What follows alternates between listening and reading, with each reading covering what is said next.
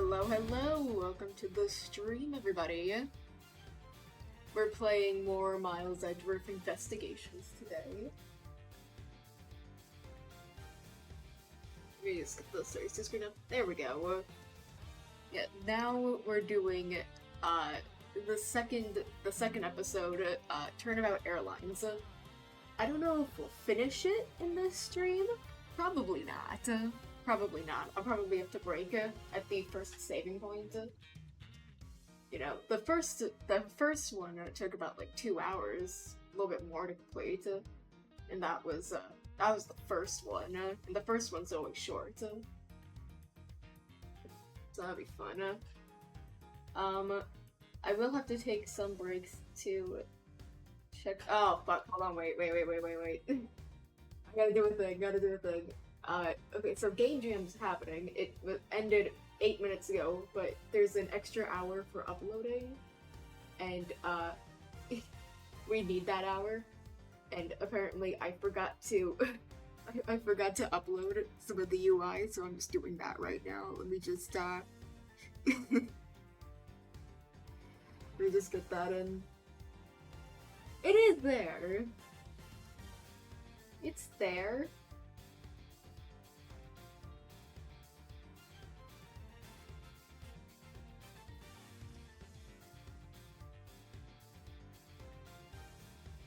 Okay, no, I didn't forget to do anything. They just couldn't find it. Maybe I should have named it Arrow instead of Indicator, but whatever. Okay. There might be some more of stuff like that for the first hour of the stream. A little less than an hour, 50 minutes. 50 minutes of the stream. You know, we're all just stressed out because we might not make jam time. It might have to go into the extra category, which is unfortunate, but it might be a requirement that'll have to happen. Either way, I will be posting the link in my YouTube posts. So, yeah, anyways, let's get into it. Let's get into the episode. Just gotta keep checking my fucking Discord. Episode 2, Turnabout Airlines. No spam. I do not want spam calls. A murder. I missed the thing. The return of the great thief Yatsagarasu. I probably butchered that. There wasn't enough time. The dialogue's going on its own. Thinking back, everything began on the fateful day 2 days ago. I need to stop talking. I don't have enough. Oh? Okay, well, Edgeworth's dead. Oh no, it's wine. It's fine. Oh wait, I'm using the wrong... Oh my god, I'm a mess today. Airplane. Hold on.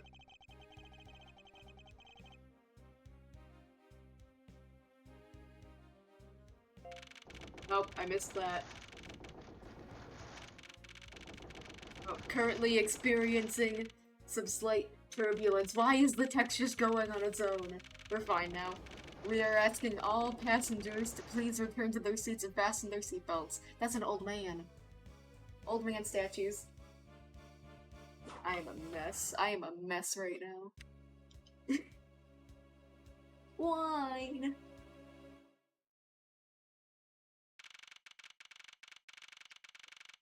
That sprite looks so silly.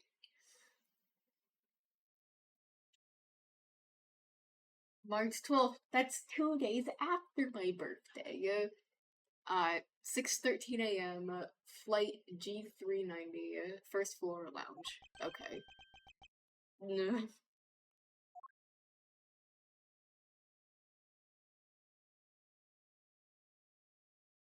Some good animation. Why do I feel like I just woke up from a horrible nightmare?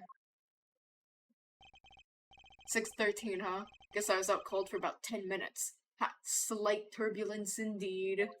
Indeed. Ladies and gentlemen, we are currently experiencing some slight turbulence. For your safety, we ask that you return to your seats and fasten your seatbelts. I was talking too fast with the text. I suppose turbulence is to be expected on a flight. Though admittedly, I'm less than comfortable with anything resembling earthquakes. Oh, we know. We know. Aww. A travel wallet? What's this? A travel wallet? But it's not mine. That's good, because it just landed in the line. How did someone else's travel wallet end up in my pocket? My head. I want this headache go away. He has brain damage. I'll take care of this travel wallet later, or hand it off to an attendant. From earthquake-like turbulence to an elevator? He's just facing all the trauma right now. What am I doing hesitating like this? Dude, you're having like a traumatic episode right now, dude. He's having a traumatic episode. Poor Edgeworth, man. Actually, I know full well why I hesitated. It was when I was still but a young child. I know about the L6. I know. Your father died in an elevator. It was Von Karma, we know. I was caught up in a murder that happened in an elevator. But how long am I going to let my past haunt me? It's just an elevator. I'm a grown man now. I need to behave like one. Oh, and that's a dead guy in an elevator. Yeah, he's not getting over that trauma anytime soon. What the? What in the world happened? Is there something wrong, sir? I must ask that you please return to your seat. He's dead! Please calm down, we mustn't jump to conclusions. Without all the facts. What's wrong? Did something happen? You murderer! What? No, you have it all wrong! It wasn't me! I just opened the elevator.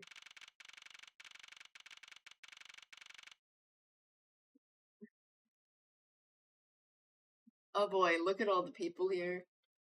He's not doing. He's tied up! Oh my god! You can't see it! I'm blocking the view! I'm moving me! Look! Look, he's tied up! He's tied up! Oh, okay. He's disappeared now. Everyone, I am sorry to interrupt, but I have an important announcement. I am one of your flight attendants today, Rhoda Tenerio.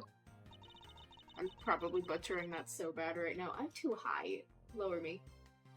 Unfortunately, we've just had a minor accident on this flight. Minor? Yes, minor. A minor accident. Minor is correct. An accident? Don't treat us like we're stupid. I caught a glimpse and it was murder. What murder? What's gonna happen on this flight? Everyone, please calm down. There's no reason to panic. This flight will stay on course and make its scheduled landing. We are still currently in the middle of a rough patch of turbulence. So until we are out of this area of turbulence, I ask that you please remain seated. But someone was killed, right? I mean, what about the killer? Let me off! Please, there is no need to feel threatened. We have already apprehended the culprit. No, you haven't! That's me! That's me! I didn't do it, I just found the guy.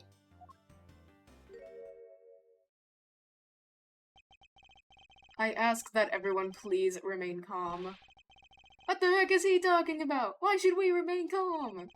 My name is Miles Edgeworth, I am a prosecutor, and I assure you I am not the killer. Being a prosecutor doesn't make you incapable of murder, buddy. Yeah, we just saw that. With the murder that happens 2 days from now.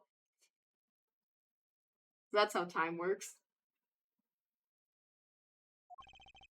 Now you listen here, I am not the killer, I simply found the body.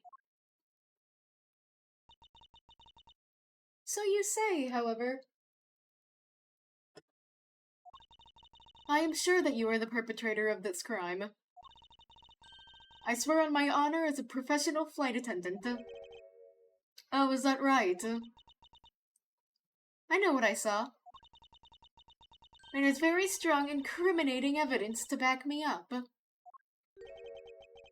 What kind of incriminating evidence is she talking about? They've already alerted the proper authorities at our destination. Until we land, you will remain in custody by the powers vested in our captain. I am very sorry, but please understand our situation. Your situation? I'm more concerned with mine and the direction it's going in. I'm not about to sit idly by while I get accused of murder. Might have helped Phoenix write a lot if you had that mindset, however long ago in universe this was. Miss Tenira was, isn't it? She's got a very angular bun. Yes? No, she does not like me. I was wondering if you might give me a chance. A chance to do what? A chance to plead my case, and a chance to ask what you meant by incriminating evidence just now. To accuse a passenger of such a grave crime without allowing him to give proper defense. Can the professional flight attendant inside of you really call this action righteous? You have a point. Very well, I'll listen to what you have to say. But be wary of what you reveal.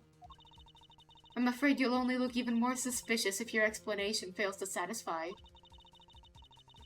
I also do not have time to deal with you all day, so please make it quicker. Of course, as you wish. Good, very well then. Let's get this started. I know for a fact I didn't kill that man in the elevator. What I don't know is what sort of evidence she has up her sleeve. But I'm certain it doesn't fit with how the crime really occurred. What Miss Teniro saw? Tenerio? I have no idea. I swear to tell the whole truth as a professional flight attendant. Unfortunately for you, Mr. Edgeworth, I'm certain you are the killer. The scene I saw in front of the elevator. It was you, standing there with fresh blood dripping off the murder weapon. So if you'd please cooperate, we'll turn you over as soon as we land. That wasn't the murder weapon, that was a wallet. That's it. That's her evidence. I don't think you could ask for a more perfect witness testimony. I've seen better. I've seen Gumshoe give a better testimony. Wouldn't you agree, Mr. Edgeworth? Not really. It's hardly... Oh my god, where have I lost the accent? Not really. It's hardly perfect when there's a gaping hole in it. I have a Discord message, 1 second. That was not from the Blue and Dare team. Yeah, I don't know. Just 40 minutes of having to deal with me looking at my Discord. Not really. It's hardly perfect when there's a gaping hole in it. Rebuttal!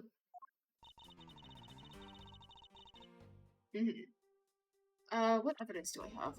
I have the wallet. I found at 6:15 a.m. inside the elevator stopped at the first floor lounge. Sky magazine, okay. The victim was seated in first class, but we don't know his name. Okay.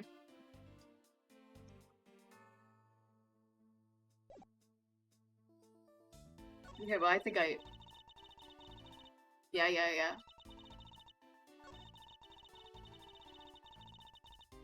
I'm gonna press this first. The murder weapon dripping with blood? Really now? I swear that was the grisly scene I saw before me. thank goodness it wasn't a passenger who saw, or there'd be widespread panic by now. As I recall, you were quite panicked yourself at the time. Excuse me? You were scared enough to misread the situation and accuse me of murder. Nonsense! Professional flight attendants cannot afford to be that flustered. I mean, it makes sense. You see a dead body, it makes sense to be a bit panicked. I don't think there's no shame in it, really. If I saw a dead body, I'd be panicked.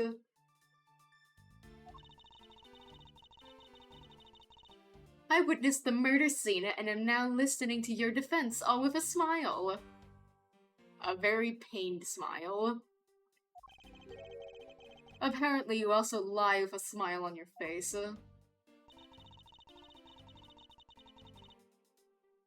Okay, I'm gonna present wallet. Objection! Mr. Nero. What's with the yelling all of a sudden? Force of habit. Oh, it doesn't matter. Mr. Nero. You say you saw the murder weapon dripping with blood, is that correct? Yes, all that blood, drip, drip, drip. Just recalling that scene sends a chill down my spine. Sorry, but your so-called professional flight attendant training has failed you. What? I'd like to direct your attention to this. Do you know what this is? It's a travel wallet, right? But it looks a little big and bulky. The thing you saw me holding when I discovered the dead body in the elevator was this very travel wallet, Miss Tenero. What? Impossible! Now then, do you still think I am the killer? That I killed him with a travel wallet? I saw blood dripping from the wallet, I know I did. As you can see, this wallet is clearly stained. But if you'd be so kind as to take a whiff, I think you'd agree it's only grape juice. Oh yeah, grape juice. Grape juice, not any kind of adult beverage, it's grape juice. Mm-hmm. Ah, then... That's right, you mistook grape juice for blood. Grape juice. The murder weapon dripping with blood does not, in fact, exist. No! There, that should clear up that pesky accusation. Wait just a second. That is... I mean, even a wallet could be deadly if it was wrapped around something heavy. I demand that you show me what's inside, please. She's trembling, and tacked on the please at the end. Sounds like I've got her. There's no need to look inside. Even you can tell me from its appearance that it's light. No, I can't be sure of anything until I see the contents of that wallet for myself. He's a persistent one. I suppose we have no choice but to see what's inside. Miss Tenero, if you would be so kind as to open the wallet and check its contents for me. Alright. I usually don't pry into passengers' belongings, but we have no choice here.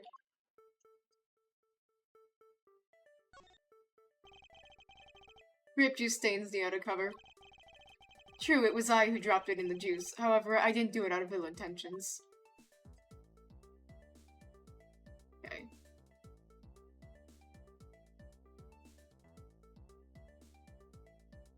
This.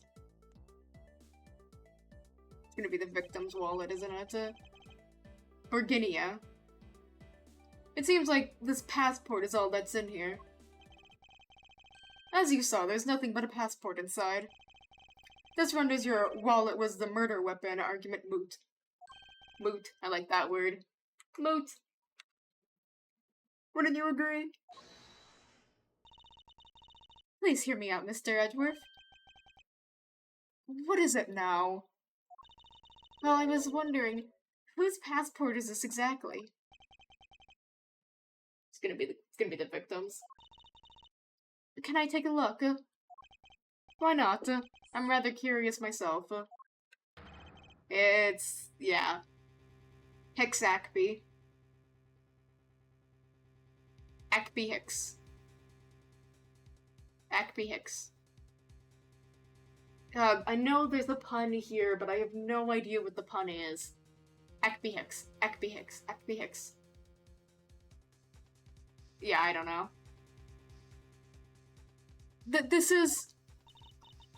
Just as I thought. This travel wallet belonged to Mr. Ekby Hicks. What is the pun here? I have no idea what the pun here is. Which makes it the victim's property. Okay, good to know, good to know.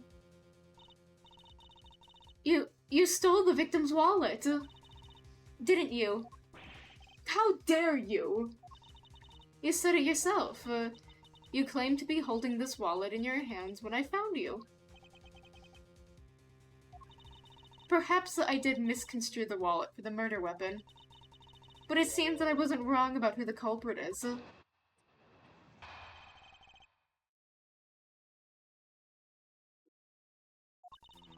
As you claim, the murder weapon is not the travel wallet. However, it is something you stole from Mr. Hicks after you were done with the vile deed. I find it hard to believe myself, but your motive was very simple. You had to steal Mr. Hicks' money, weren't you? Okay, well I can disprove that easy. Edgeworth is rich as hell. So even though I didn't have the murder weapon on me, you still suspect me. I see. You stood up at the crime scene with the victim's wallet in your hands. How can I turn a blind eye and not suspect you of foul play? Okay. How do I prove I'm rich? I mean, I'm first class. I'm in the first class seat. Let me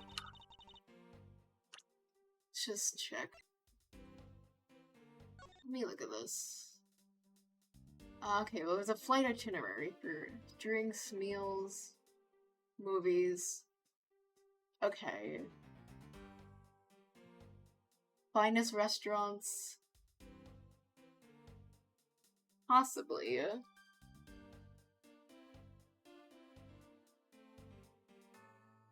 Okay. Take another look at the scene. I mean, the wallet's all scattered on the floor. This was the murder weapon, I see.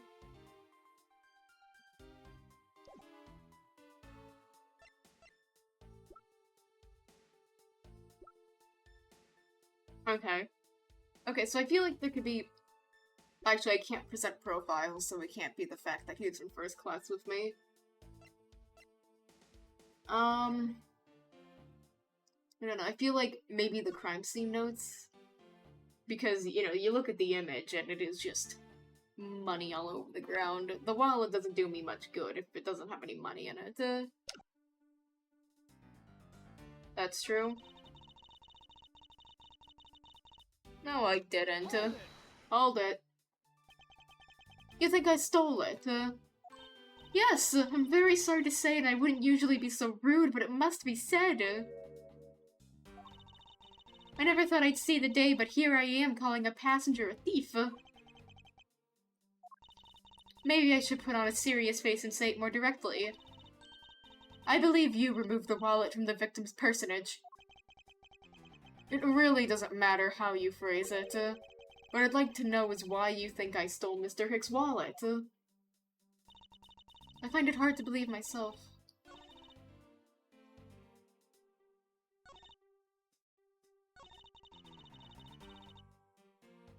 No, I wasn't. I am rich. You think I was after his money?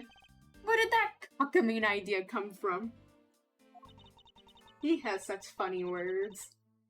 True, you are also a passenger in first class, but... Okay, no, she's already fully aware of that. I thought something was off about you and those deeply etched lines on your forehead. No, he just has a lot of stress and trauma. They're not lines, they're perfectly normal and a part of my natural face. I don't think I've ever met someone with such a terrible countenance on a flight before. Dude, she just called you ugly. And that's when it hit me. You have the face of someone with money trouble. She really is making a fool out of herself pursuing this line of logic. I should spare her and present a piece of evidence that contradicts her testimony.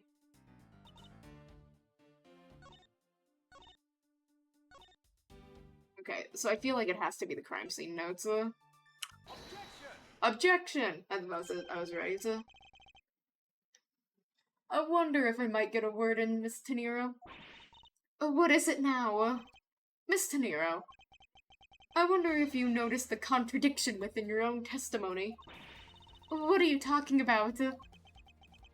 It's simply impossible that the motive for this murder was monetary theft.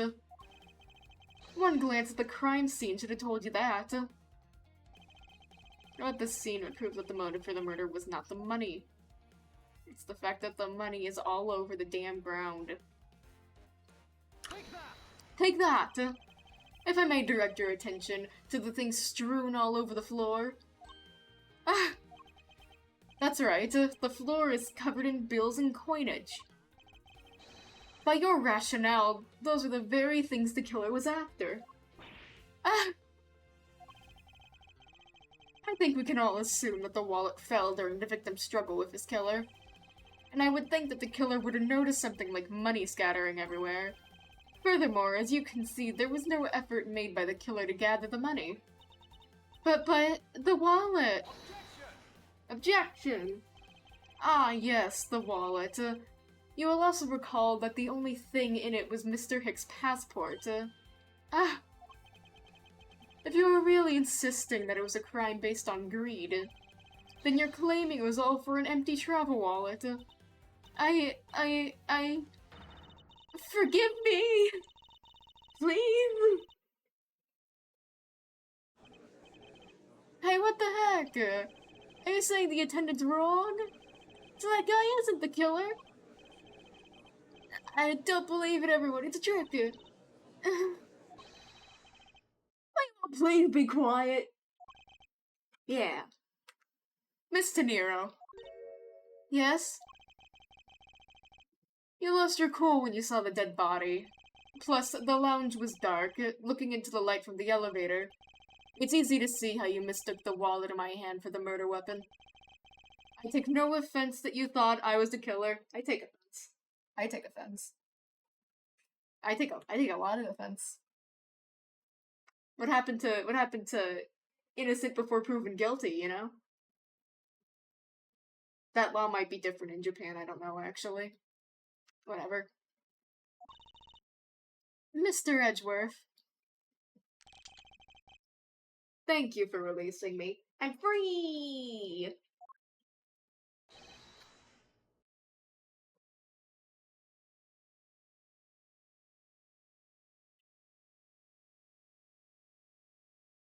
I couldn't agree more.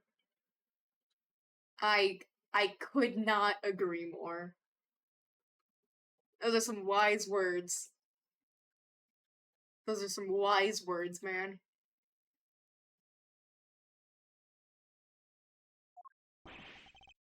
What is this now? He just keeps saying banger after banger. You know, between his two lines of dialogue, he has not said anything that I don't agree with yet.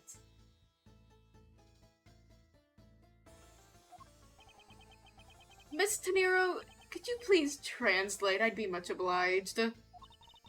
It sounds like Borginian, but I don't understand any of it. There's another attendant on this flight who... I said that he is giving the runabout! He does speaking. Okay, no, I understand him now. I don't require an interpreter. I speak English just well, see? Well, obviously we were both speaking English. Why did you... You know, you might have been mad. You might have been mad. I understand it, you know? You get worked up, you start speaking in your native language, that's common, I'm pretty sure. I don't know a second language. I'm always speaking in the same language. You're the attendant. Yes, sir? I want this person to be under arrest until we arrive at the airport. That's a pot. That's a pot in his seat. I don't know if you all can see it very well. He's got a pot in his seat.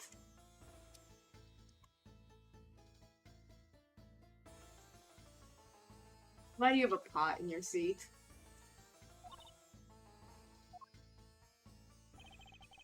I'm sorry, sir, but what exactly are you hoping for?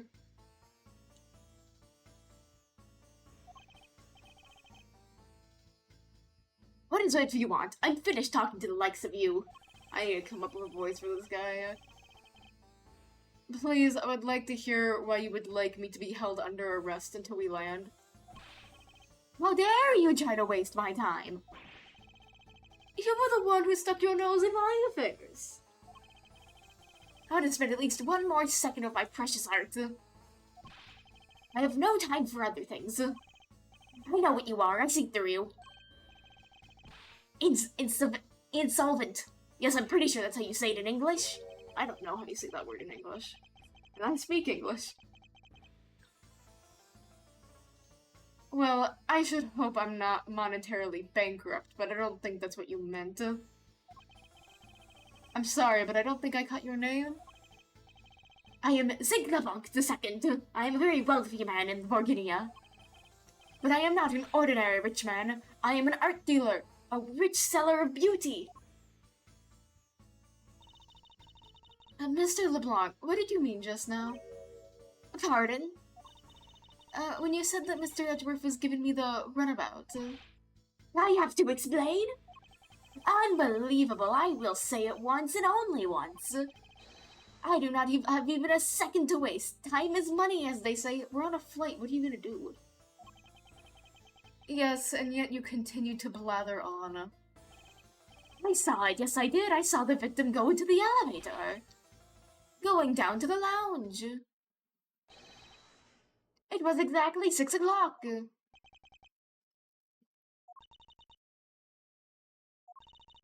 And what's the significance of that time? At 6, he says. What, you saw him at 6? Oh, what's the matter, Mr. Edgeworth? He understands, I see. Miss Attendant, what time did you discover the body? Well, it was a little after that patch of turbulence, so I would say around 6:15. Oh! Hicks was his name, was it? Then I say that man Hicks was killed in the 15-minute time span. No shit, really. And the only person in the lounge at that time was this prosecutor, yes? He is red in the face. Holy shit. He is so pissed. Yeah, I was in my seat the whole time. Me too. I was watching the movie and enjoying a fine glass of grape juice. Grape juice. Grape juice. Grape juice. I was still eating. I haven't finished. See? That is a huge steak that you have right there. Wow. The other passengers have an alibi, so you have no problem with them, I suppose. What about you? You said you saw him going down at 6 o'clock. How do I know that you didn't go into the elevator with him? My god. No complaint, see? Not a single word against this, right? I have no way of discounting what you have put forth at this point, but it wasn't me. Oh, so you say, but do you have, what you say, the evidence? Mr. Edgeworth, are you really the culprit after all? No! And if I was, I wouldn't tell you.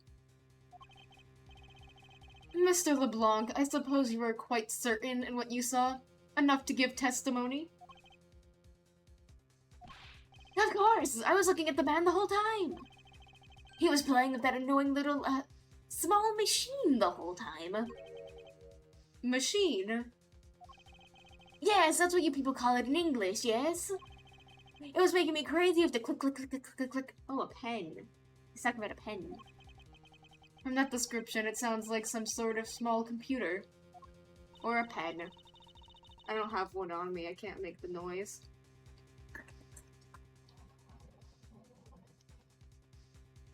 I believe what Mr. LeBlanc is talking about is a cell phone. Oh, it's a phone.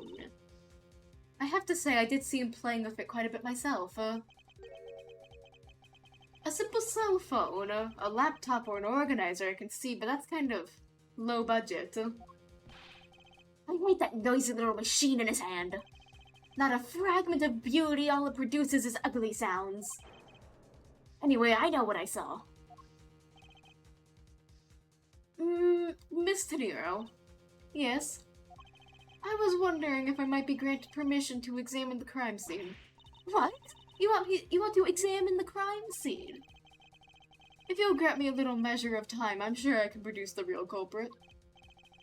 I don't like the sound of that. Fox in the duck pen. Yes, I think that's how you say it in English.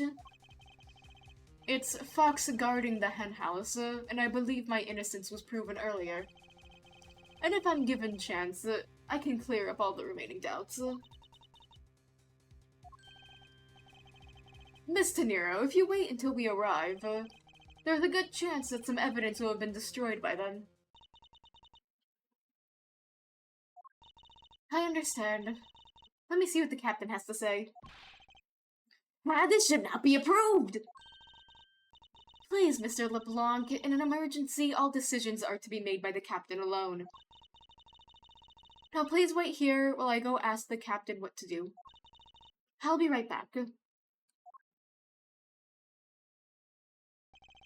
So how's it going? You are not planning to erase evidence while you were doing your investigation, yes? Of course not. But we will see. No, you won't see once I destroy this evidence. I mean, what? No, I'm not destroying evidence. I'm gonna find the evidence and keep it safe, not destroy anything. Mr. Edgeworth, you have the captain's permission to investigate the crime scene. What? Unbelievable! I am in your debt, Miss Teniro. However, there is one condition. I am to supervise you. Can you agree to that? Of course. Of course, I see no problem with that stipulation. It's only natural, as I am still a suspect in this case. Good. I take full responsibility and will watch Mr. Edgeworth's every move. I hope this is a reassurance enough that there will be no foul play. Now then, Mr. Edgeworth, shall we proceed? If you should need my help with anything, please feel free to use tea to talk. What are you talking about? Use tea? I have to bribe you? I have to bribe you with tea to get your help? That's low. That's low. It's time to head to the scene of the crime. The first floor lounge.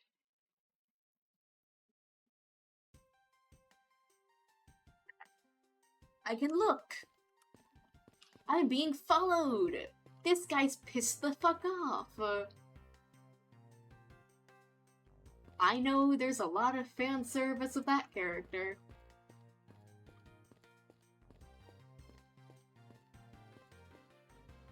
Oh, I can go this way.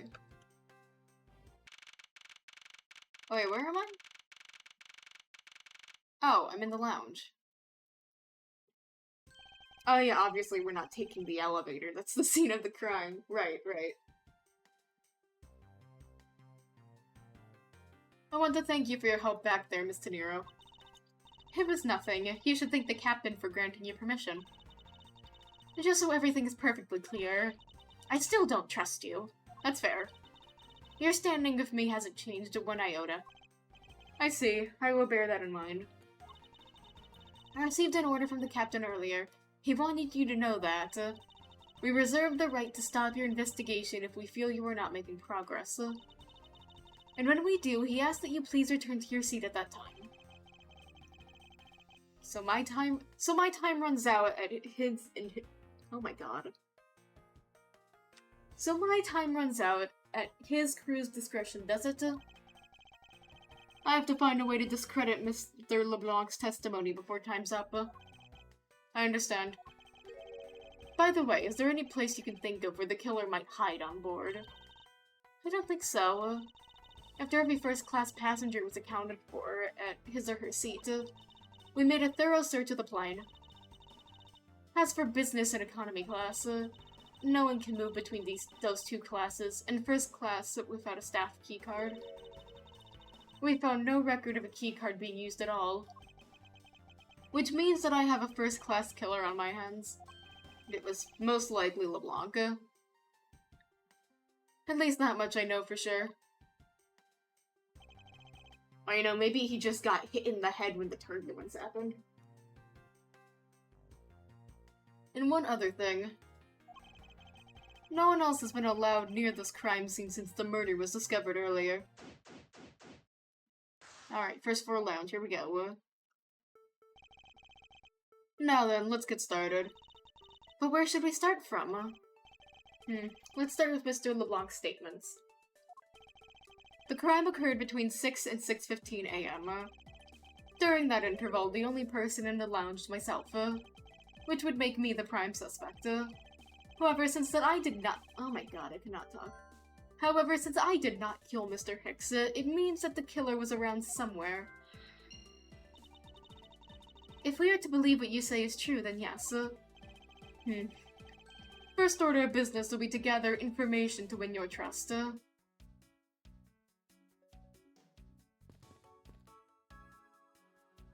Here lies. A pity the bronze statue knows not when a good drink has been spilt at its feet. This is a statue of our founder, Mr. Hugo Hughes, who was a big fan of grape juice. I'm sure he'd be thrilled if he knew how much grape juice was at his feet. Is that a hint of hero worshipping I detect? They keep calling it grape juice. The in-flight shop is just beyond the shutters. But we don't have permission to open them, so I'm afraid I must leave them closed. There must be some clues to find here in this lounge. I must remain ever vigilant. Okay, I guess we should look at the body. There's some spilled grape juice in front of the elevator. I assume it was spilled during the turbulence. Oh, we must clean that up or someone might get hurt. Oh, there's footprints. Aha! What is it, Mr. Edgeworth?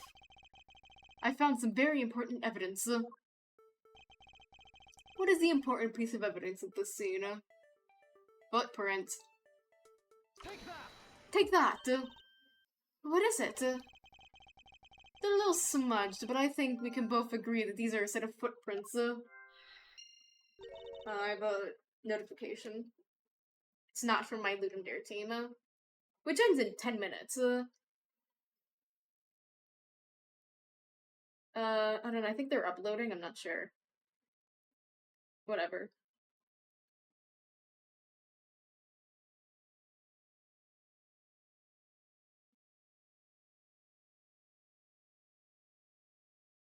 One second.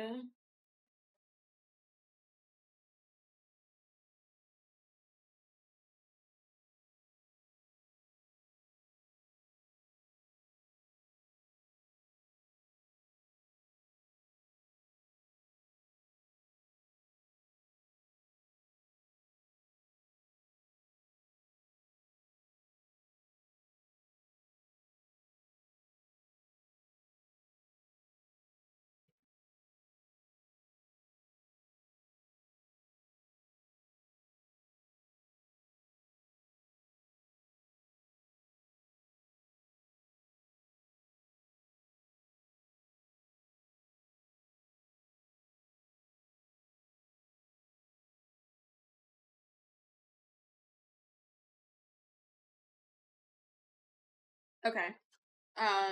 We've gone. So you think, yes, these belong to our killer.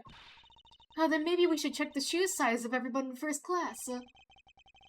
I don't think that will be of any help to us. Unfortunately, the prints are all too smudged, which will make it hard to get a definite match. Oh, I see.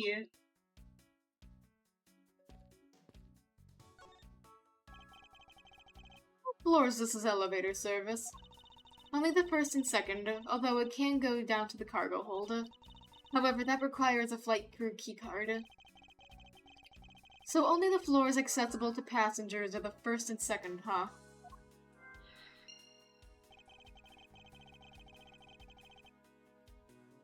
I won't rest until I've we've seen this. Alright, time to look. What is going on here? Okay, well, obviously we know, where he was struck. Nothing, anything. Okay, looking at the money, Money is strewn all over the floor of the elevator. I would guess it was all in Mr. Hicks' wallet at some point. Knew that. What is this sinister-looking figure on the floor here? Well, that's a piggy bank of our company's mascot, Captain Ugo. It's just one of the many pieces of merchandise we sell at our in-flight shop. This bank is a limited edition, and is so popular that we're down to our last one. You have an in-flight shop? Yes, just beyond the lounge to the right. The shutter to the store is closed at the moment. But it was open the whole flight up until Mr. Hicks' body was discovered. Okay, that's good to know. So, the killer could have gone in there at some point. There's blood on here. Could this have been the murder weapon? I think it might have been the murder weapon. What's going on here? I wonder what was hanging off this lanyard. Something's missing from this picture. Now if I could just put my finger on it. I doubt anyone was expecting to find a dead body in an elevator on this flight. So Mr. Hicks, he is really dead? Yes. She's trembling, although I can't fault her for that when there's a corpse right there. Mr. Hicks, if you're really dead, then please answer Lady, I don't think he can do that. I don't think that's something that he's capable of doing. I see she's over the trembling now, although a new symptom seems to have appeared. Anyway, I should focus on the victim's body. Let's see. There's blood on the back of Mr. Hicks' head. Could this be the cause of death? He appears to have been struck very hard. Even his glasses are broken. It's good to know. I can't see that from here, I didn't realize that.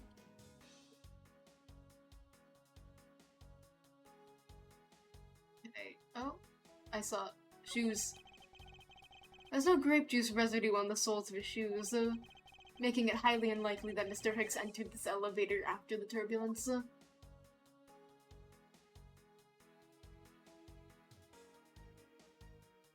Is there anything else to inspect? I don't think so. I think that's everything. I think that's everything to inspect right here. Glasses and candles are thrown into disarray by the turbulence. It's been a while since I've seen this big a mess. It's terribly embarrassing, but I thought it was an earthquake for a second. And I frantically started searching for gas valves to shut off. I guess the shaking of the plane was bad enough to be mistaken for a real earthquake. Not that I would know, since I was unconscious for most of it.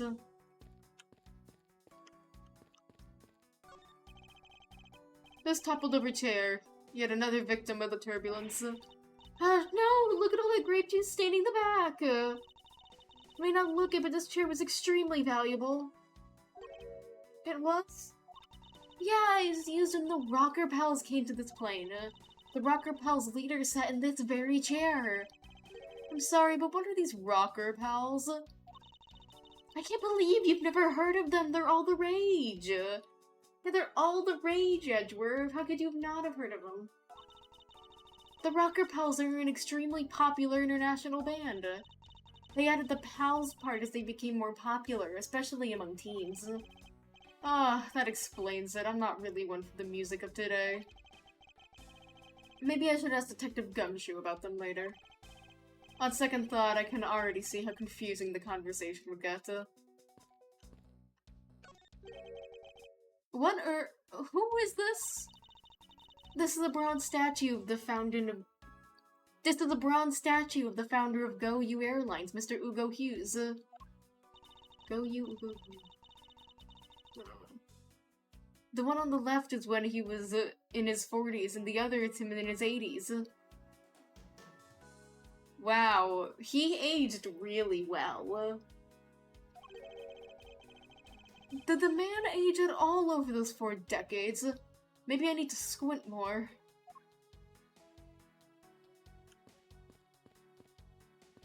I was trying to look at the ice bucket, but it looks like that's not. These counter windows offer a glimpse of the sky, but these clouds, they tell me nothing. No, I'm pretty sure that cloud spells the murderer's name. Oh, and that cloud looks like a bunny rabbit. Is that so? Then tell me, what do you suppose I said to them? I don't know, but it looked like a rather one-sided conversation. The clouds, they tell me nothing. Good to know. There are a few copies of Sky magazine in the magazine rack. This one's special is an English trivia quiz. That's not a bad idea. I've heard that the youth of today don't know a particle from a I'm proving his point. Particle from a participle. I've heard the youth of today don't know a particle from a participle. Oh my god. Now, please don't go around confusing people with made-up words, Mr. Edgeworth. Who's ever heard of such a silly word as participle? Case in point. Me too, I'm sorry. I'm also proving his case in point.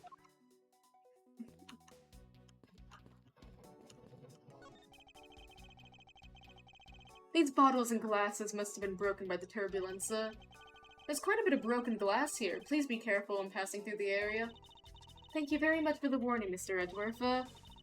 However, no matter how kind you are towards me, know that does not clear up any suspicions I have about you.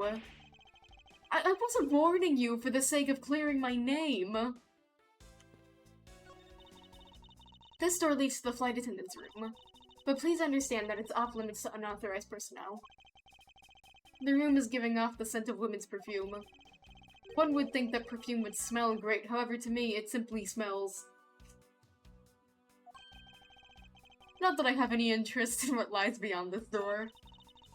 Perhaps I should return to the investigation, Mr. Edgeworth? Mr. Edgeworth? Sorry, I spaced out for a second there.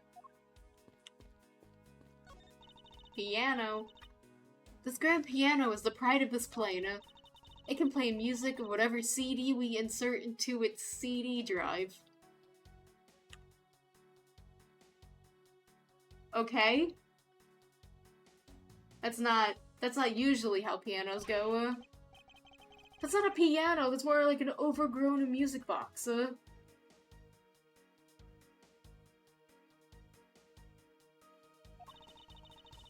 But the keys depress along with the music, so it's like there is someone really playing it.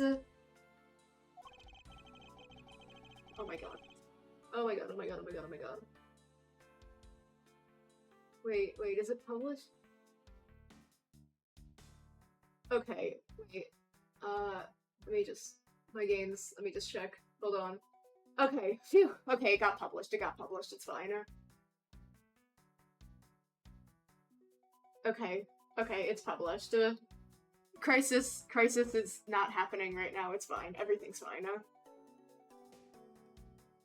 Okay, the jam's up. After the stream, I'm gonna post the link to my game in the, in my YouTube post. I haven't played it yet, so, you know, whatever the game plays like, it's a mystery to me as well. Some people have entirely too much money to waste on overly complex toys. Okay, well that's stress off my shoulders. We managed to make the jam. The game may not work. It's very possible the game does not work, but we've made it. We've made it to the jam. Can I go up? Can I go up? I want to go up. Okay, I guess it's time to go. Do I have any? Okay. Captain Uro. I'm connecting these. A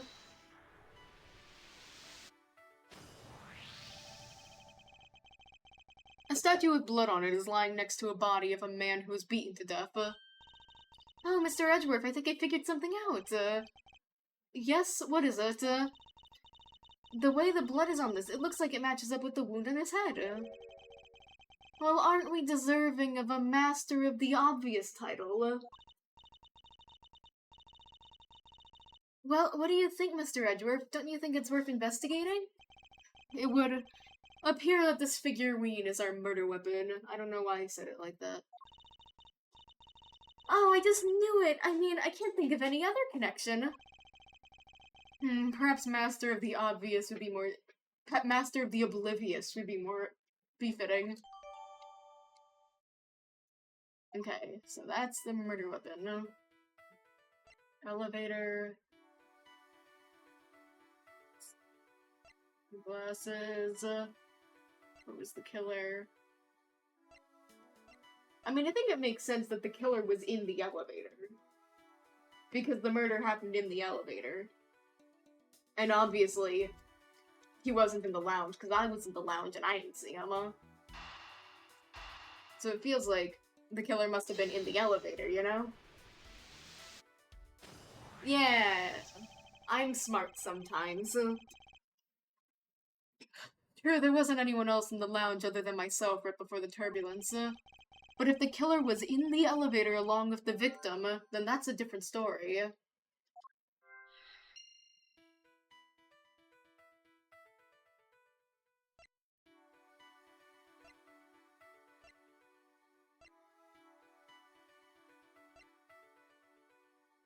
Maybe the grape juice?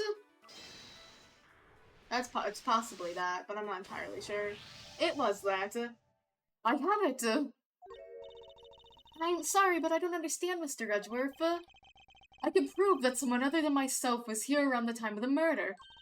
What? Really? Yes, it's rather simple, actually. The proof is in the pudding, or rather the grape juice in this case. These footsteps here confess to me this very fact. That someone exited the elevator, alive. Seeing as how the victim is dead, it would mean a second person. But couldn't the footprints be from Mr. Hicks himself? Ah, but you take a look at our victim's shoes, and you can see the soles are spotless. Which means... Mr. Hicks wasn't alone in that elevator. In fact, it's quite the opposite. There was actually one other person inside the elevator. Woo!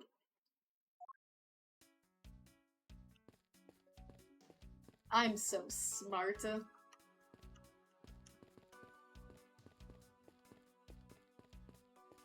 Okay. Do I have to make a connection, or can I leave? I can't leave, I have to make another connection. Never mind, there's no other connection to make. Okay, what do I do now? Where do I go? I would like to go up, please. But that's not an option for me. Maybe I talk? No, I'm not. Maybe I present? Okay,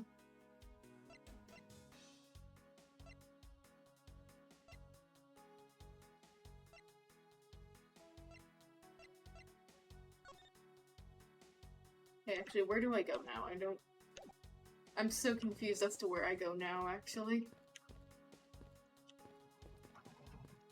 I go over here! Yeah, I know. I feel like I've examined everything. I would like to go back up.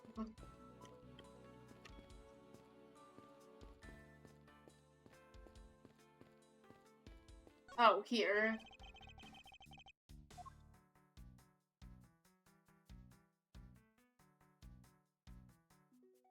Here? I think I have to present some- oh, here! Here's where I was missing. There's something sticking out of his pocket. I hope you won't mind if I take a look at what's inside. It's a picture. It looks like it was taken inside a building somewhere. Photo of Mr. Hicks found in the victim's pocket. A souvenir picture, perhaps. The cell phone! That's what was connected to the lanyard. The deuce. It is! It's connected to the photo! Eureka! Mr. Hicks' machine is nowhere to be found. His machine? His cell phone, Miss Tenero. So I guess because it's not here. Yes, I think we could safely deduce that the killer took it. Okay. There we go. That's what I was missing. What's going on over there? Oh, LeBlanc's back. Wise words, LeBlanc. Wise words. I think you cracked the case. I can't disagree with anything that you just said. Wow. Sounds like he's, worried about something, but I have no idea what. Unforgivable! This is unforgivable! Do you understand what I'm saying? The movie is late. It's the same level as bad as if the plane arrived late. But the movie... What? I will not talk to you anymore. You are just wasting my time. What is the matter, Mr. LeBlanc? If there is no emergency, please return to your seat, sir. Do not tell me what to do. I do not need to sit down. Well, Mr. Prosecutor, did you prove you're innocent yet? If you would like, I will prove my innocence to you right now. What nonsense! Are you saying my eyewitness testimony is mistaken? Not mistaken, merely there is room for doubt. I'd be most honored if you could please tell me what you saw in detail once more. Fine, suit yourself.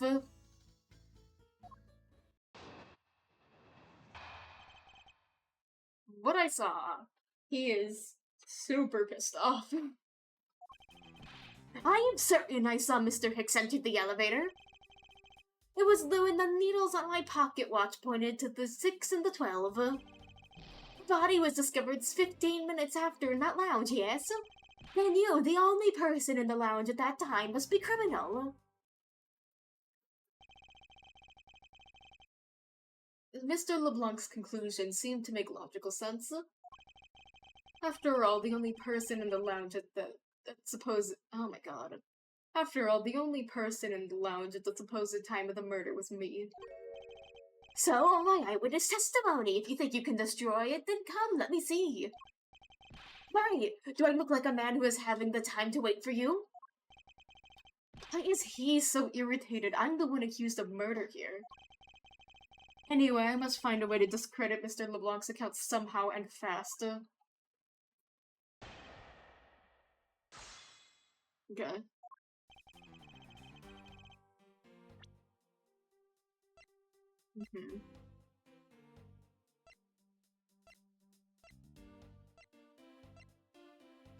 Or anything? Let me look at the 6 o'clock. That's when the drinks should end and the movie should have started. Or maybe it's the 6 over. Maybe it's this 6. So nothing would have been happening at that time. It would have been just after meals. I can't tell which one's AM and PM.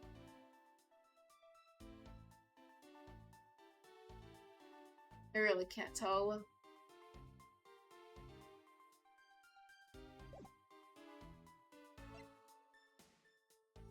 Okay. I mean, we can't check the time on his phone or anything. We don't have that. Okay. So Mr. Hicks entered the elevator. 6 and the 12. Body was discovered 15 minutes after that in the lounge. I'm gonna have to press. There's not really anything for me to present at this point. Hold it! Mr. LeBlanc, were you able to get a good look at the inside of the elevator at that time? Of course, I saw what was inside. You are sure that the victim was in the elevator alone? Yes, the only person inside was that Mr. Hicks man. That last outburst is a bit too important to let go. The only other person inside was that Mr. Hicks man. Press. Was he really alone? Of course, I bet even 1 cent. A cheap auntie for a cheap testimony. But if that's how you want to play it, I'll happily take your 1 cent. It was in the needle's way pocket watch pointed to the 6 and the 12. Hold it. I assume the pocket watch in this case is the one you keep checking, is that correct? Oh, you noticed it's a very expensive antique, I will have you know. Let me check, is there anything that says, that he must have been in the elevator with someone else? No, there isn't. The feeling is wonderful when I fully wind it up by hand. It does look very well designed and quite classy. I'll have to charge you if you want to touch it. That's quite alright. Let's continue with your testimony. What a cheap man you are. Now return the time you wasted back to me. And if we must, I saw Mr. Hicks enter the elevator at 6 o'clock. The body was discovered 15 minutes after then, the loud, yes? Hold it. It's true that I found the victim's body at 6:15. And that's when I found the 2 of them as well. You see, it all matches my testimony. Then you, the only other person in the lounge at that time, must be the criminal. Hold it. That is the most mistaken way of thinking I have ever heard of. No, your silly opinion is what is mistaken. Please calm down, the both of you. In a sense, you are both mistaken. Well, if that isn't the pot calling the kettle black, then I don't know what is. I don't know what that means. I spy a little hole in his words. As you wish, Mr. LeBlanc. I will now show you proof of my innocence. Okay, then I must have to present something here.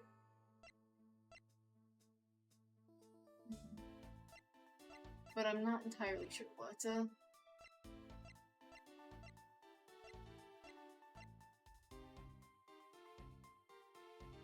Maybe the phone? You know, because the killer must have taken the phone, and I certainly don't have the phone. Maybe it's just the body. Maybe it's just the crime scene notes. I don't know, I'll try that. Objection! Okay, no, this was wrong.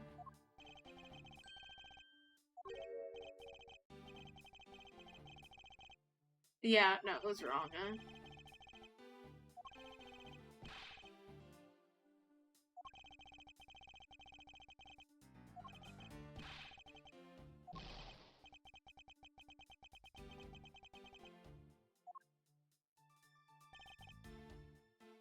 Okay. I know I have to present something. I'm just not... Oh, it must be the footprints. Objection! Yeah, it was the footprints, obviously. Mr. LeBlanc. What is it? There is a very glaring contradiction in your testimony. What do you mean? Please take a look at the area in front of this elevator. There, at the spilled grape juice. Yes, and? Will you admit you also spilled it with the blood? No, it spilled itself during the turbulence. But the interesting thing here is that set of grape juice footprints. Footprints? Yes, the ones that lead from within the elevator out into the lounge itself. It's evidence that proves that someone other than Mr. Hicks exited the elevator alive. There must have been another person in the elevator with Mr. Hicks. Now then, I'm done playing games. Why don't you tell us the truth? That's a good argument. I don't know how to argue with that. That's a really good argument. Maybe Edgeworth will think of something. Can you please translate for us? No way! That's totally impossible, I guess is what he said. No way, that's totally impossible! I'm There's no other person in there. I saw with my own eyes. If you want to know what I think, Mr. Edgeworth, I don't think Mr. LeBlanc is lying to us. I suppose she's right. He doesn't seem to be lying. But then what does it mean? What about this contradiction? Mr. LeBlanc, please, just once more, will you recall the details of what you witnessed for me?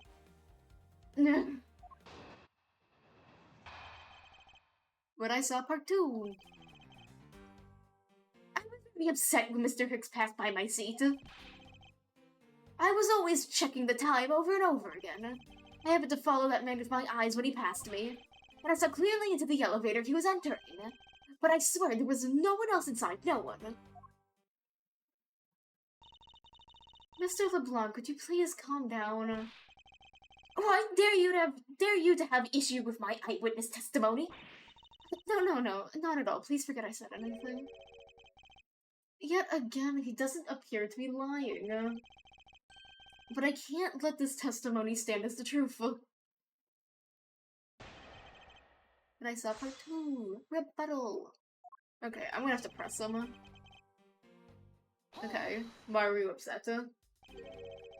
So, are you still upset now? I am always upset. The only time when I am not is when I have a piece of art in my hands. Surprisingly easy to believe that about him. But I was even more upset when Mr. Hicks walked by me. I was always checking the time over and over and over again. Hold it. Why were you so attentive to the time? Because something unforgivable was happening. Come to think of it, you were yelling about something unforgivable earlier. I was giving a complaint to the attendant about the movie starting time. Return back to me in my time, in money, you understand the point. Movie, is he talking about the in-flight one that's mentioned in the magazine? Okay, so it was this 6 o'clock, right after drinks right before the movie. Got it?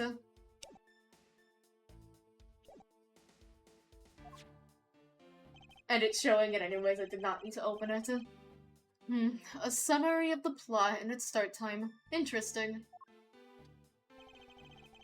They were supposed to show license of love, laugh, maim, and murder.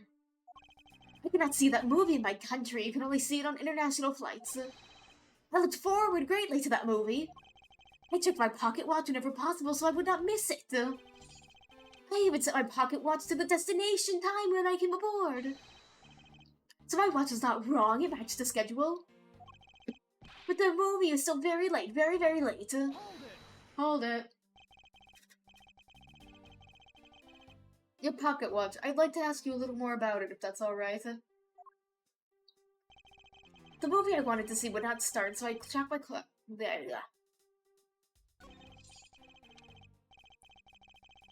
Okay. Hold it. You're sure about what you testified, Mr. LeBlanc? Yes, of course. I'm a very busy man, and I am immediately busy when I land. I have many places to go and no time to waste adjusting my pocket watch. I see. That was a very valuable statement you just made. Flatter me all you want, but you will not get 1 cent out of me. That's alright. All I require is this piece of testimony. Okay. So you only happened to see him. It's possible you missed something in that glance. Even if it only happened, I did not miss a thing. And how can you be so sure? Just because. Just because. It's a great argument. It's a great argument, just because. I would appreciate it if you didn't take my life so lightly with a simple just because. Well, and I was only making a joke. I saw Mr. Hicks, alright? And I saw clearly into the elevator he was entering. Yep. Hold it. Is it possible someone was hiding inside? What? You dare insult me? I have belief in my eyesight. When I look for art to sell, I am told often I have great sight for the arts. I think the phrases you were looking for was great sense, although that's debatable. But isn't it possible someone was just outside of your line of sight? You're persistent, I tell you, I looked clearly. But I swear there was no one else inside, no one. Hold it. Why do you insist that you were absolutely not mistaken? Because when I say I am not wrong, I am not wrong. Mr. LeBlanc, I think beyond misconceptions and mistakes lies the truth. Funny that this suspiciously mirrors something I told her only a little while ago. I honestly don't think that Mr. LeBlanc is lying. I don't think he's lying either, but I think he might be mistaken about something. Mistaken? Yes, and I'm going to correct his mistake. Recollection of evidence. And this professional attendant shall witness the prowess of a professional prosecutor. Okay. Okay, let me look at what we have here. Okay. To our departure.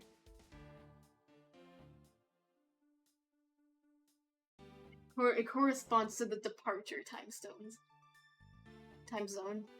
That is a contradiction. Objection! Yeah, so his watch isn't correct. Mr. LeBlanc, you said this just now in your testimony. I even set my pocket watch to the destination time when I came on board. Now, if your watch has been set to our destination's time zone, it would mean that your watch is displaying the time of our destination. Yes, and the correct time is worth 6 cents. I would like you to take a look at this. If you believe this Sky magazine, clocks on this flight run in accordance with the time of our departure time zone. Of course, the movie schedule was also created with that in mind. Mr. Tenero, Miss Tenero, for confirmation's sake, what time zone is this flight aligned to right now? Well, we made a short stop at a transfer point. That's right, it was in that small Asian country, the Republic of Shenfa. But we didn't readjust our onboard clocks at that time. So right now we're still running on Borginian time. What? That time difference between Borginia and our destination is 9 hours. In that case, it's only natural that your watch would be out of sync with the schedule. What? Further, with your analog watch set to our destination's time, it would appear to be running 3 hours faster when compared to the flight's onboard clocks. Also, bro's been in that elevator for like 3 hours. It also changes everything about your testimony. And you can bet 1,000,000 cents on that. In light of this information, it means you saw Mr. Hicks 3 hours prior at 3 AM.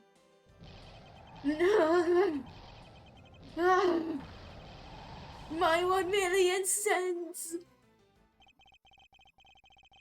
This about should clear up all the remaining accusations. So this basically widens the time frame of our time of death, right? Yes, because Mr. LeBlanc saw the victim enter the elevator at 3 AM. It means that the time of death could be anywhere from 3 AM to 6:15 AM. The question now is, where was Mr. Hicks during that span of time, and what was he doing? I've got something to say. And you are? Yeah, I'm Chamomile. I'm a flight attendant. And what is it you wish to say? Well, I think your story is a little different from how I remember it. What do you mean, Cammy? I saw Mr. Hicks sitting in his seat at 5 AM, you know. What? How can you be so sure of the time? Well, that's right, he pushed the call button while we were parked at the transfer point.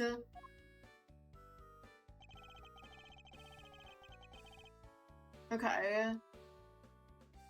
This flight will be making a brief stop to the refuel and transfer cargo in the Republic of Shenfa between 4 and 5 AM. We ask that all passengers remain on board at that time. Thank you for cooperation. Ah, the stop being made for refueling and cargo transfer in Shenfa, correct? Yes, it was from 4 to 5 a.m. according to a clock, so... And during that time, did any of the passengers leave, or did any new ones board this flight? No. Not a single person got off, or on in Shenfa. What about the flight crew? The few who were handling the cargo transfer might have temporarily gotten on or off, but eventually everyone, including Cammy and myself, came back onto the plane. So basically, I can assume that no one left or got on since our initial takeoff. Interesting. I should keep that in mind. Okay. Yeah, and I answered his call. I can tell you, Mr. Ackby Hicks was there in his seat when we took off again at 5 a.m. Okay. Good to know, good to know.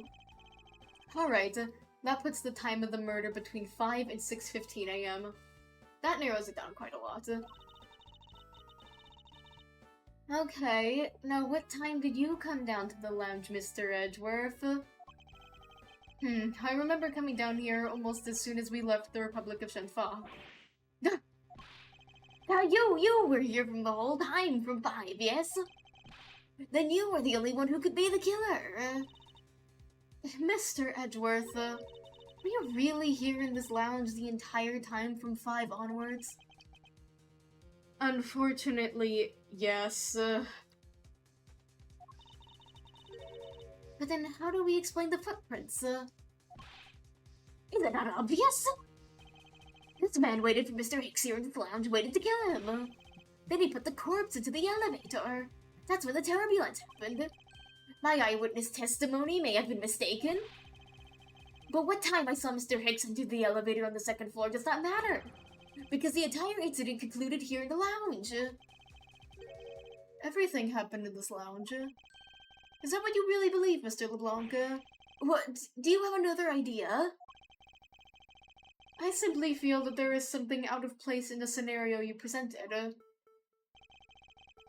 Is there something that can tie this crime to a location other than the lounge? I mean, the piggy bank. In-flight shop. So I'm gonna say that. Take that! The murder weapon, this little piggy bank, is sold at the in-flight shop. It is sold there and only there, and is not displayed here in the lounge. How then did it find its way here? Did you find that a teensy bit suspicious? Such a trivial point. It only means you prepared it, taking it from the shop first before coming here. It doesn't prove you're innocent at all. Ugh.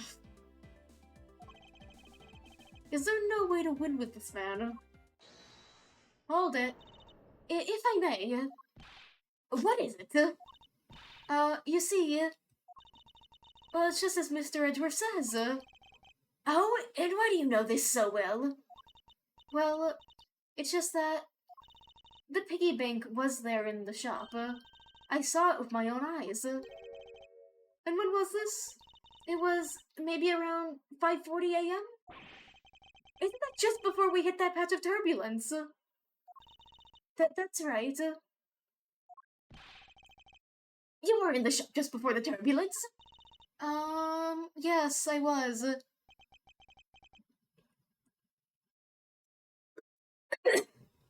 Come to think of it. Miss Teniro, when I found the body, I believe you came out of that door. Yes, I did. And what is beyond that door? That's the flight attendant's room. Then you were on the 1st floor. Yes, I had to do something at the shop in the in-flight attendant's room. So I went to the shop first, and then the flight attendant's room. Are you saying you passed by me at some point? Yes, you seemed really into the issue of Sky Magazine you were reading at the time. I don't suppose you noticed me walking by. I vaguely recall someone walking by, but I didn't take notice of who it was. Anyway, the piggy bank was definitely there at the shop when I went there. Why didn't you go to the shop in the first place? I went there for a work-related matter. Work, you say? Yes, the upkeep of the shop is also one of my responsibilities. Why did you not say anything about that until now is what I want to know. In any case, I believe it's clear that the shop needs to be investigated as well. Shall we head over there then? Hold it. Oh, what is it now? Aren't you forgetting something, Miss Rhoda? Don't you need, like, the captain's permission to check the shop? No, I haven't forgotten. But I have already asked him for permission to search the entire plane. So I think we're alright. Huh? That's weird. What is it? Well, I just talked to the captain, see? And he said that he didn't give you permission to do anything like that at all.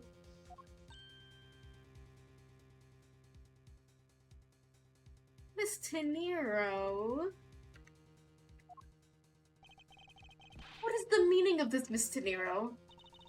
It means she's lying. Come on, admit that you are. You said you had permission to search all over, but you don't. And yet here you are. You flight attendant, what are you trying to do? Pull the sheep over us? The captain's calling for you, Miss Rhoda. Oh, but don't worry. I already got permission to search the shop from the captain. See, unlike you, I do things the right way. Miss Tenero, why would you do such a thing? Please excuse me. Looks like I gotta be in charge now. Please go back to your seat, Mr. LeBlanc. Now then, Mr. Edgeworth. If you would follow me, I will be your guide from now on. There's something about Miss Tenero that has piqued my curiosity, but right now, investigating the in-flight shop is my top priority. Alrighty, let's go to the shops. Whoa, 50% off sale! Oh, Edgeworth, those suitcases are just your color. You should really get those.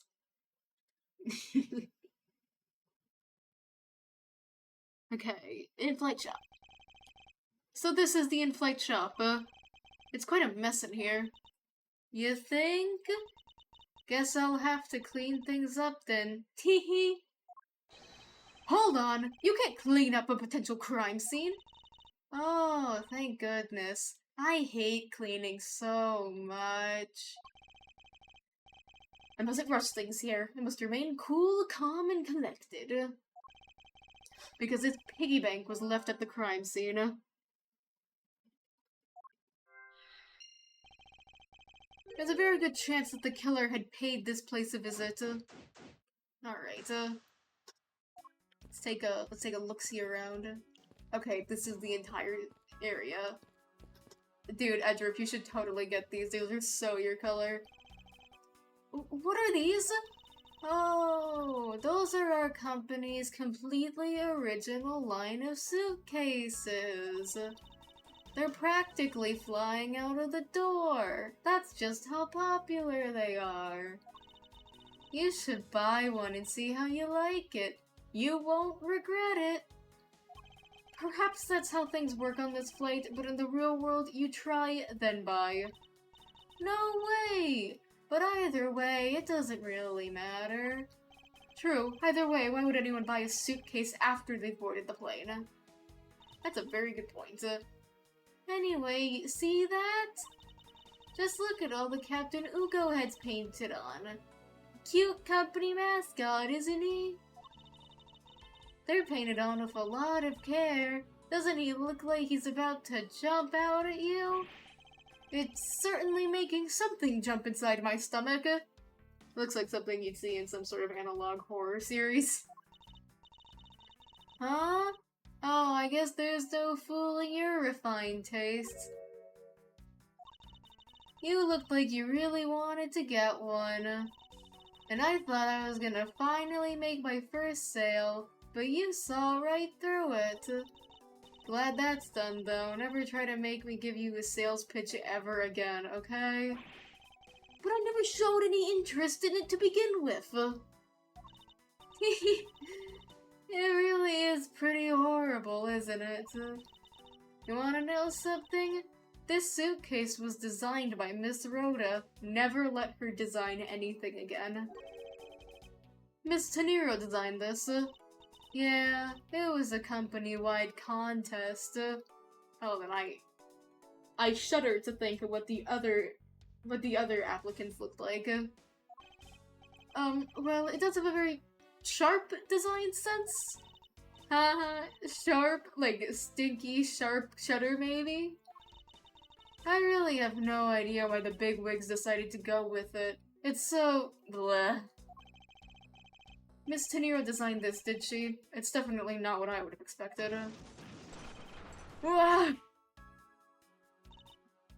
You okay? I'm fine. Please watch yourself, Miss Millay. Miss Meal. Letting a suitcase freely roll around has got to be a safety violation. Here, I'll put it back.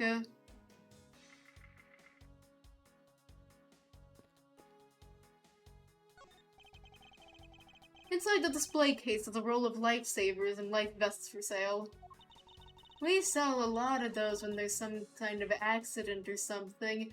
You have to buy your own life vest? You're about to drown and you have to put down a few dollars on the counter to get a life vest? That's just asking for a lawsuit. But some people buy them even when there's nothing going on.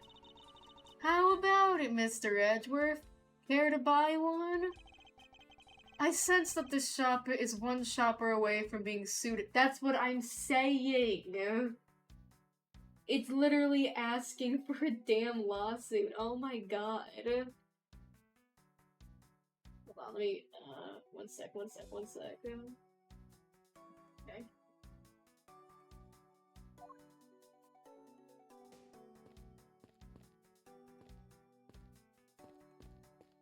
Anything about those on the ground? Nope. Beautiful flowers in a beautiful arrangement. I feel cleansed just by looking at them. Well, you're kinda stepping on a few of them, you know, Mr. Edgeworth. Oh, excuse me. Hey, oh, there's shattered glass here. There's a wide selection of souvenirs for sale in these display cases. You know what I'd suggest? Sorry, but I have no intention of buying souvenirs on this trip. Okay, and how about you buy something for me then? As a present! That's real slick. I appreciate the hustle, Meal. I can't think of a single reason why I'd want to buy you anything. But I've had my eye on that pendant for such a long time. Try paying some attention to me when I ask you something, and then we'll talk.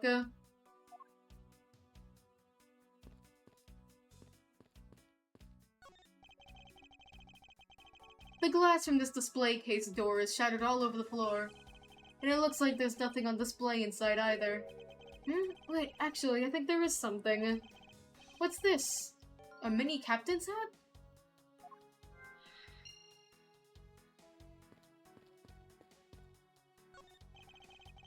Stuffed toys, just like the one Miss Meal is holding, are on display here. They're relatively cheap, which explains why they're displayed so haphazardly. How about it, Mr. Edgeworth? You know you want one too. They're great for when you're stressed.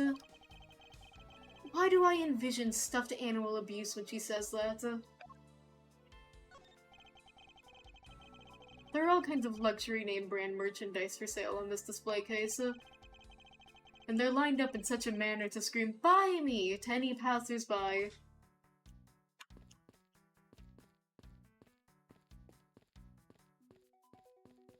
Have I gotten everything? I think so. I think I've gotten everything. Alright, time to make some connections. I'm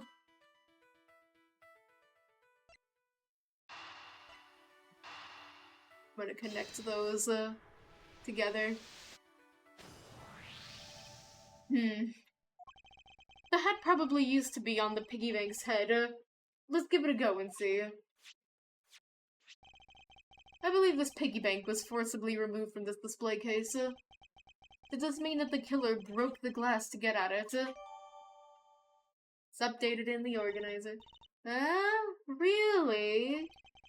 Don't tell me you don't know what things go where in this shop. Well, I don't. Miss Rhoda's in charge of this place. So come on, how should I know anything? I sense that further inspection of this display case is needed. Okay.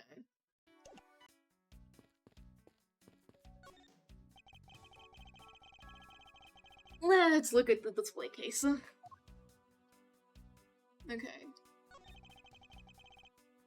Glass in the store is broken. Perhaps it was the killer who broke it in order to take the piggy bank? But it's a bit odd that the inside of the case is so devoid of glass shards. Plus, the glass broke rather cleanly. Ah! What is it? I touched the glass and it cut my finger. It hurts, Mr. Edgeworth, it hurts. Please tell me you can deal with such a minor cut on your own.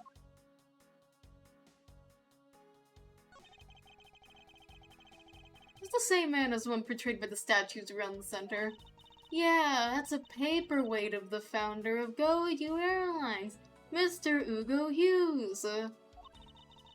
On the bottom shelf we have the cute one, the middle shelf is the realistic one, and on the top shelf, that's the floral version. Floral? Are you sure about that? Let me guess, you just said the first thing that came to your mind, right? Looks like I hit the bullseye.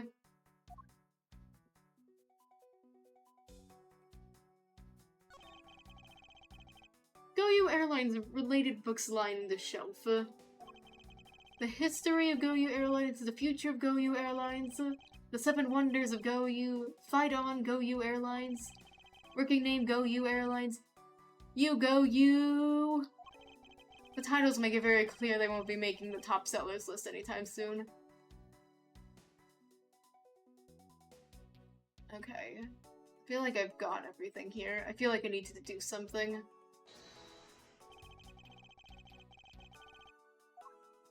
I don't know.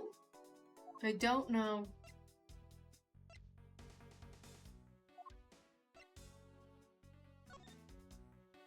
No.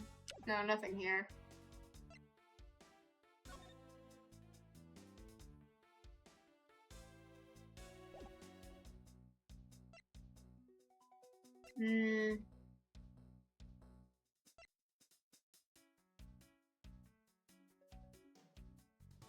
Do I have anything? I'm not sure. What's over here? Refueling. Testimony doesn't seem relevant right now. There's gotta be something here. Wait, what did it say on the glasses? Where does it say anything about the glasses?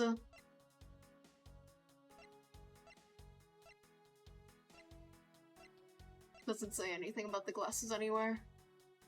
I mean, there's no broken glass on the ground. I don't know.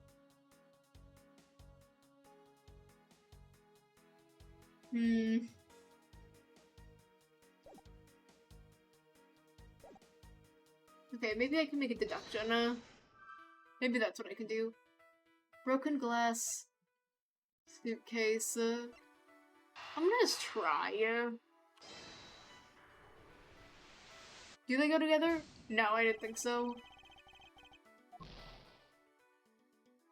Yeah, there's nothing else to connect, so no, nothing there.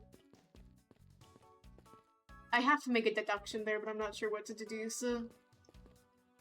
Just making a last minute check. Do I have everything here? I think I do. Good evening, Lamelin. Okay, so what's going on right now to catch you up? We're on a plane, and there was a murder in the elevator. I got accused of it, because I managed to stumble upon the body right before the flight attendant stumbled upon me in the body. And now I'm trying to figure out who did it, while also at the same time kind of proving that it wasn't me who did it.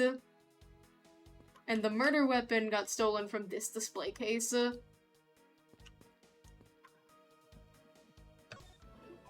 And I have to make a deduction here. I know I do, but I'm not entirely sure what deduction I have to make. And it feels like it has to be right here. I mean, there's one knocked over. I don't know. Wait, I didn't mean to. I've already inspected that. I need to deduce. Maybe it's not the spot. Maybe it's the. I don't know. I don't know what it is.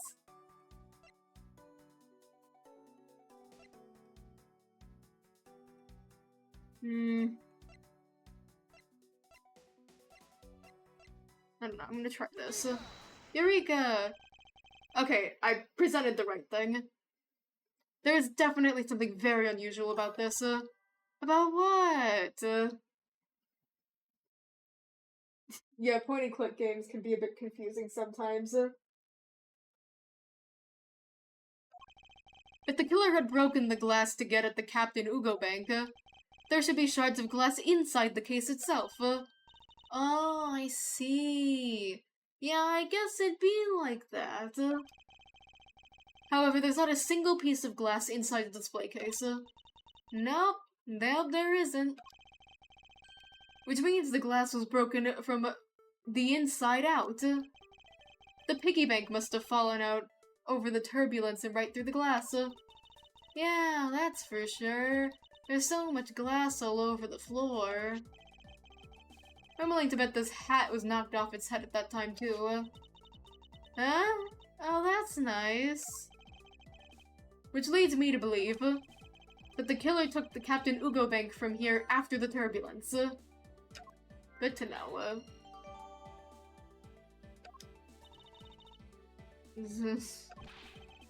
Take your power naps in your own time, Miss Emile, and listen to when I'm talking. What? But the murder occurred before the turbulence, which rules this piggy bank out as the murder weapon. Oh, okay, so the piggy bank is not the murder weapon. It was just near the murder. So you mean the bank's not the real murder weapon? It's a fake? Yes, at this point, it's a very real possibility.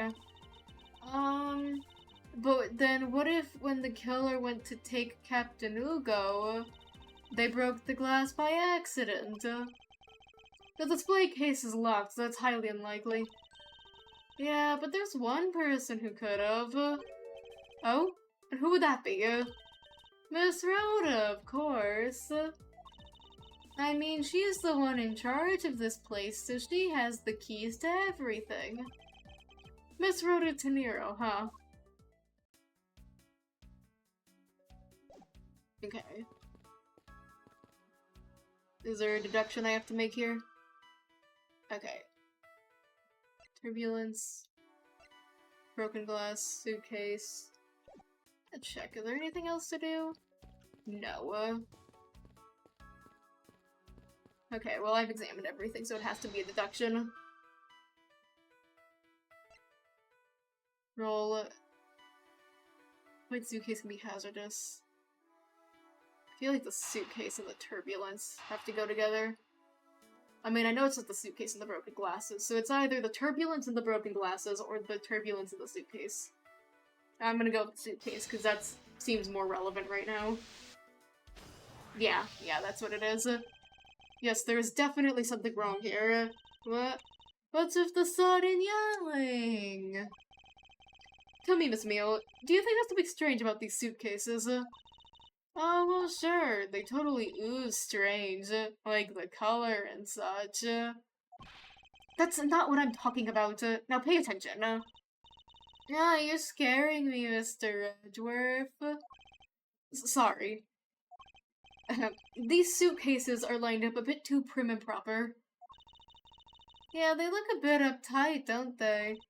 But I guess they take after their creator. Again, that's not what I meant, Miss Mio. Don't you find it unusual that these cases are the only things undisturbed by the turbulence?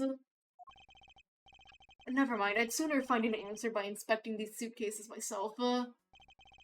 Upon closer inspection, they really are quite hideous. That is something I think everybody could agree on.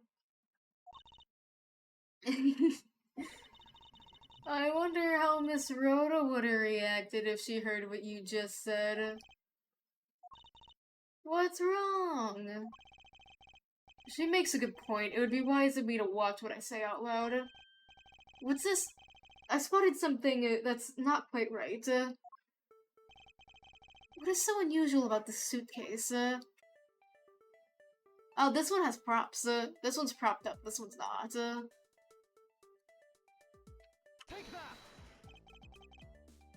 This is what's so odd. I don't think it's that strange at all. What do you mean it's not that strange? Maybe it's the wrong one. Okay, maybe I'm supposed to inspect the other wheels. Take that. There's something very peculiar about these wheels. Okay, I think either one would have worked. I think inspecting either set of wheels would have worked. Okay, whatever. Huh? As in, there are no stoppers in place on these. Without stoppers, one would think that this turbulence would have set it flying. And so it is very likely that the suitcase was placed here after we hit the turbulence. Let's take a closer look at it, shall we? It's so bright. It's so bright.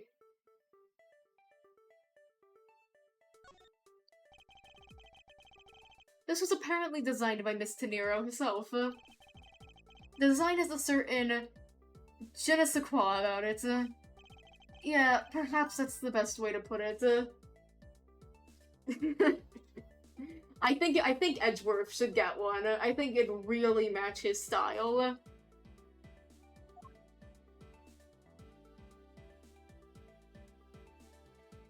Yep. Hey. Oh my god. What the fuck is that price tag?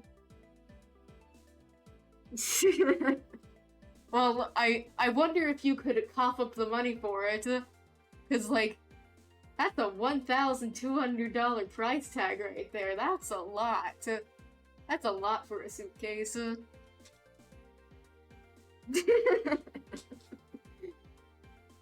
The price tag, you know, if they weren't already set off by the design, the price tag, that's enough to set anyone off.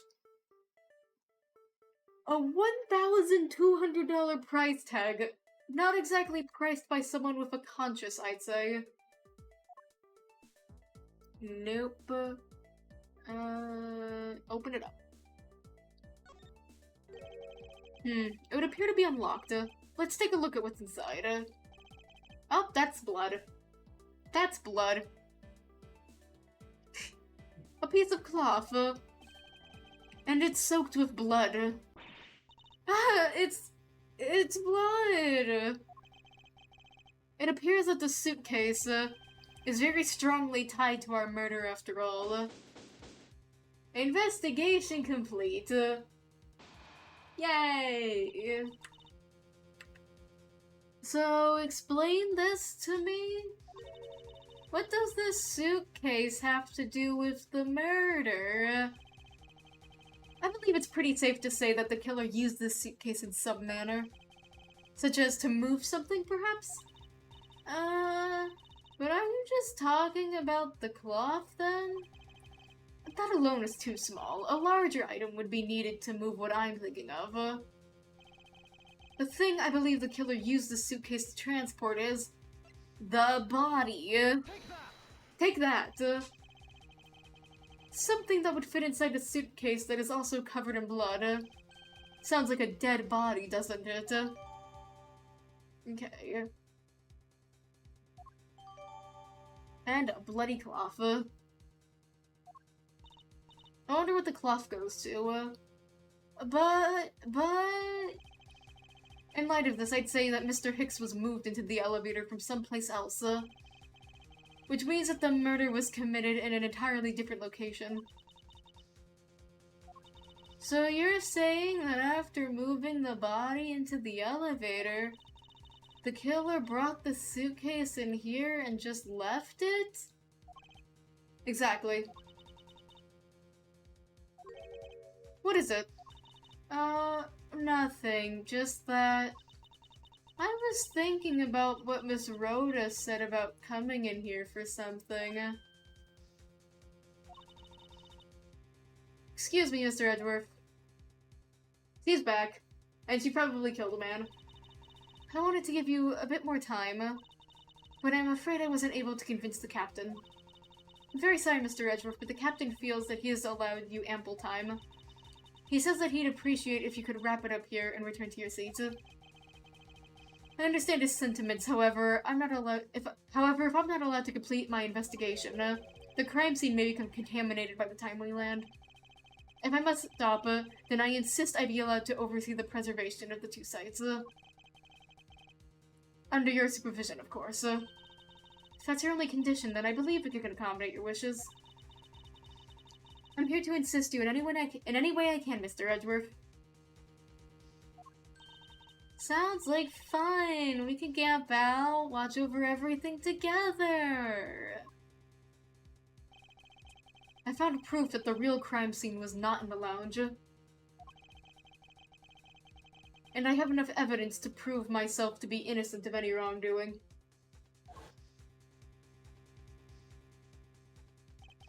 And yet, regarding what Miss Meal reminded me about Miss Tenero, I can't allow my investigation to end here. The truth must come to light. To be continued. Yes, I want to save my progress.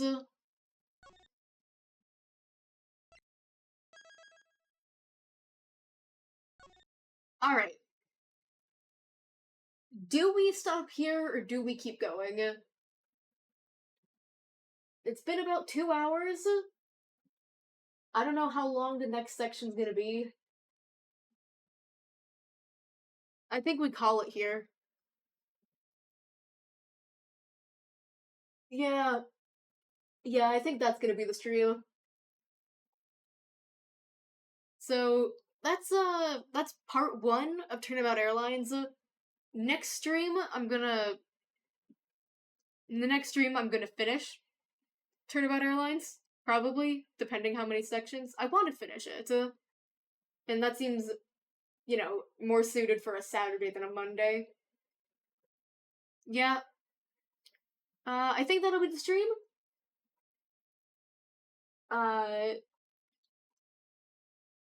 Yeah, that'll be the stream. Thank you so much for watching. Goodbye.